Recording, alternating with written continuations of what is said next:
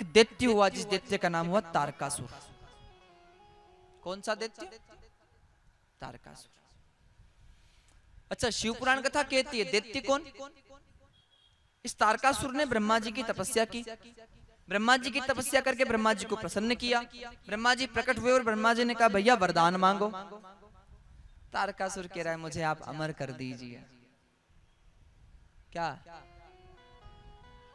अमर कर दो।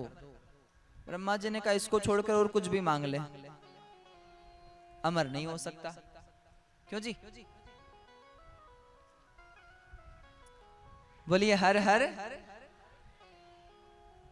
अमर नहीं हो सकता क्योंकि जो आया है सो जाएगा। तो यहाँ तारकासुर कह रहा है मुझे फिर वरदान दीजिए। शंकर भगवान, माँ अम्बा ने, माँ सती ने देह त्याग कर दी है। शंकर भगवान वैरागी रूप में विराजमान है। तो शंकर भगवान के यहाँ कोई संतान है नहीं, तो मुझे वरदान दीजिए शंकर भगवान के यहाँ जो पुत्र हो वही मेरा वध करे। ब्रह्मा जी ने कहा ऐसा ही होगा। वरदान मिला और वरदान पाकर महाराज शक्ति मिल गई।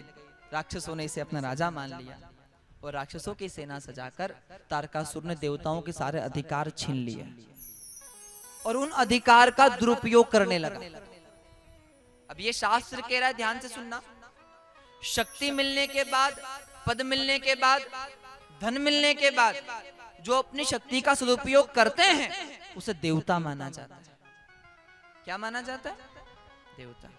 और बल मिलने के बाद, शक्ति मिलने के बाद जो अपनी शक्ति का दुरुपयोग करे वही राक्षस माने जाते हैं। और यहाँ श्री शिव महापुराण कथा कह रही है तारकासुर ने देवताओं के अधिकार छीन लिए और उनका दुरुपयोग करने लगा। सारे देवता महाराज यहाँ भगवान विष्णु की शरण में गए। कहा प्रभु तारकासुर का वध हो ऐसा यत्न कीजिए। शंकर जी समाधि में है, पराम्बा भगवती का अवतार हो चुका है जो तपस्या कर रही है। शंकर भगवान को समाधि से जगाइए। अब शंकर भगवान को समाधि से कौन जगा सकता है? कौन जाए जो जगाए, जो भस्म हो जाए? तो सब लोगों ने कामदेव से कहा आप जाइए। कामदेव को पता है मैं शंकर जी के सामने जाऊंगा तो मेरा अंत होना है, मुझे भगवान शंकर जी भस्म कर देंगे। पर फिर भी कामदेव गया। कामदेव को पता है कि मैं जाऊंगा, शंकर भगवान समाधि से जागेंगे और देवताओं का काम सिद्ध हो जाएगा महाराज। और संत जन कहते भी हैं मरते वो लोग हैं जो अपने लिए जीते हैं, मरते वो लोग हैं जो अपने लिए जीते हैं, पर मरकर भी अमर वो हो जाते हैं जो औरों के लिए जीते हैं महाराज। यहाँ कामदेव गया और उसे पता है कि मेरे प्राण त्यागने से देवताओं का कार्य सिद्ध हो जाएगा। कामदेव ने जाकर प्रयास किया, भगवान शंकर को समाधि से जगाया। तब शिव तीसर नयन उगारा, चित वही काम गयो जरी छारा।